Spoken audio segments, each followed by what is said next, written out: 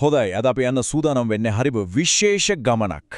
මේ ගමන යන්නේ අපේ පෘථිවිය වටේටම තියෙන හැබැයි ඇහැට පේන්නේ නැති හරියට ආරක්ෂක පලිහක් වගේ වැඩ කරන වායුගෝලීය ස්තර අතරින්. ඉතින් මේ ගමන පටන් ගන්න කලින් අපි පොඩි ප්‍රශ්නයකින් පටන් ගමුද? ඔළුව උස්සලා අහස දිහා බලපුවාම ඇත්තටම අපි ඔළුවට උඩින් තියෙන මොනවද කියලා කවදාද හිතලා තියනවද? ගොඩක් දෙනෙක් හිතන්නේ වාතය කියලා වෙන්න පුරුවන්. ඒත් ඇත්තටම උත්තරේ ඊට වඩා සංකීර්ණයි. ඒක එකිනෙකට වෙනස්තර ගොළුක එකතුවක්. හරියට අපේ ඇහැට නොපෙනෙන හැබැයි හරිම සංකීර්ණ ආරක්ෂක පද්ධතියක් වගේ. ඉතින් අපි දැන් පොළොව මට්ටමේ ඉඳන් පටන් අරන් මේ ස්තර දෙකේ එකින් එක උඩටම ගිහින් බලමු. හරි.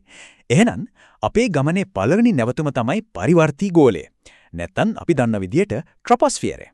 සරලවම කිව්වොත් මේ තමයි අපි හැමෝම ජීවත් වෙන්න අපේ දවසේ හැමදේම වගේ තීරණය කරන කාලගුණ කලාපය.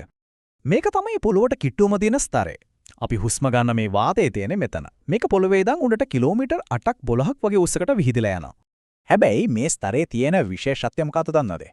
අපේ ජීවිතේට කෙලින්ම බලපාන හැම කාලගුණික සිදුවීමක්ම ඒ කියන්නේ වලාකුළු හැදෙන එක, වැස්ස වහින එක, කුණාටු, තදහුලං මේ හැමදේම වෙන්නේ මෙන්න මේ කලාපය ඇතුලේ විතරයි. මේම දෙයක් හිතන්නකෝ. අපි කන්දක් නගිද්දී උඩට යන්න සීතල වැඩි වෙනෝනේ නේද? අන්න එකට හේතුව තමයි මේ ස්තරයේ තියෙන ස්වභාවය. මෙතනදී උස වැඩි වෙන්න උෂ්ණත්වය ක්‍රමයෙන් අඩු වෙලා යනවා. හරි. දැන් අපි අවිල්ලා එන්නේ ට්‍රොපොස්ෆියරයේ ඉහළම සීමාවට. මේකට කියන්නේ ට්‍රොපොපෝස් කියලා. මේක හරියට අපේ ඇහැට නොපෙනෙන සිවිලිමක් වගේ අපේ කාලගුණ කලාපයේ අවසානය සලකුණු කරනවා. හොඳයි. එහෙනම් දැන් අපි මේ මායිම පැනලා ඊළඟ ස්තරයට යන්නයි හදන්නේ. හොඳයි. අපි දැන් ඇතුල් වෙන්නේ ඊළඟ කලාපයට. ඒ තමයි ස්තරගෝලය.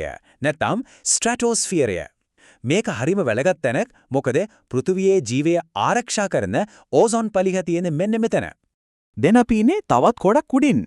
මේ ස්ට්‍රැටොස්ෆියරයේ පොළොව මට්ටමේ ඉඳන් කිලෝමීටර් 50ක් වගේ. ඒ කියන්නේ සෑහෙන උසකට යනකම් විහිදිලා තියෙනවා. අන්න මෙතන තමයි අපේ පෘථුවියේ ජීවිය රැඳිලා තියෙනවට ප්‍රධානම හේතුවක් වෙන ඕසෝන් ස්තරය තියෙන්නේ. මේක හරියට අපේ පෘථිවියේ අවු කණ්ණාඩිය වගේ වැඩක් කරන්නේ. සූර්යාගෙන් එන අහිතකර පාරජම්බුල කිරණ උරාගෙන අපිව ආරක්ෂා කරන්නේ මේ ඕසෝන් ස්තරය තමයි. හැබැයි මෙතන තියෙන පුදුමම දේ මොකක්ද දන්නවද?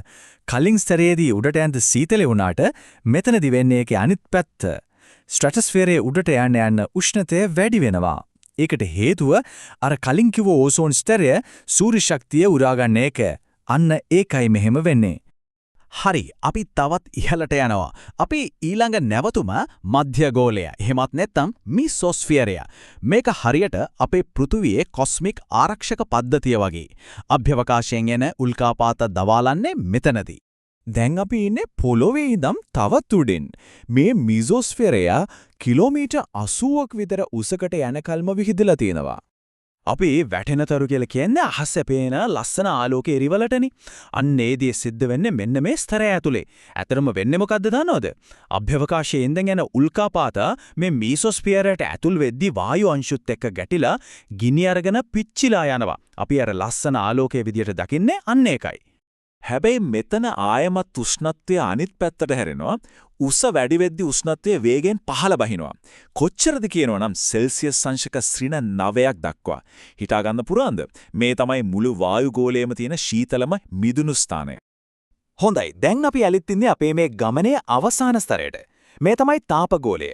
හරියට කිව්වොත් අභ්‍යවකාශයට ඇතුල් වෙන දොරටුව. මේ ස්තරය අති විශාලයි. කිලෝමීටර් 100 ගාණක් ඉහළට විහිදෙනවා. හැබැයි මෙතන වාතය කොච්චර තුනීද කියනවනම් ඒක රික්තකයක් වගේ තමයි. ඒත් පුදුම දේ තමයි මේ තුනී වාතය වුණාට සූර්යාගෙන් එන අධිශක්ති විකිරණ කෙලින්ම උරා ගන්නවා. ඒ නිසා මෙතන උෂ්ණත්වය නාටකීය විදිහට ඉහළ යනවා. සමහර වෙලාවට සෙල්සියස් අංශක 1500ක් තරම් ඉහළ අගයකට. ඒක හිතාගන්න තමාරු රස්නයක්. හොඳයි. දැන් අපි මේ තරම් දුරක් ආපු ගමන ආපහු හැරිලා පොඩ්ඩක් මතක් කරගෙන බලමු. අපි පටන් ගත්තේ අපේ කාලගුණයේ තියෙන ට්‍රොපොස්ෆියරෙන්. ඊට පස්සේ ඕසෝන් පලිහ තියෙන ස්ට්‍රැටොස්ෆියරයට ගියා. එතනින් උල්කාපාත වලින් අපිව බේරගන්න මීසොස්ෆියරය හරහා අවසාන වශයෙන් අභ්‍යවකාශයට දොරටුව වෙන තාපගෝලයට ළඟා වුණා.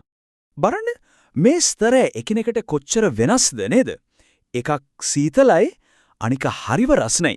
ඒත් මේ හැම ස්තරයක්ම එකතු වෙලා එකම පද්ධතියක් විදිහට පෘථිවියේ ජීවය ආරක්ෂා කරන්න කොයිතරම් පුදුම විදිහට වැඩ කරනවද? ඉතින් මේ පුදුම ගමන අවසානයේදී අපිට හිතන්න දෙයක් ඉතුරු වෙනවා ජීවය පවත්වාගෙන යන්න මෙච්චරම අත්‍යවශ්‍ය මේ සියුම් ආරක්ෂක පද්ධතිය. මේක ආරක්ෂා කරගන්න එක ඇත්තරම කාගේ වගකීමක්ද?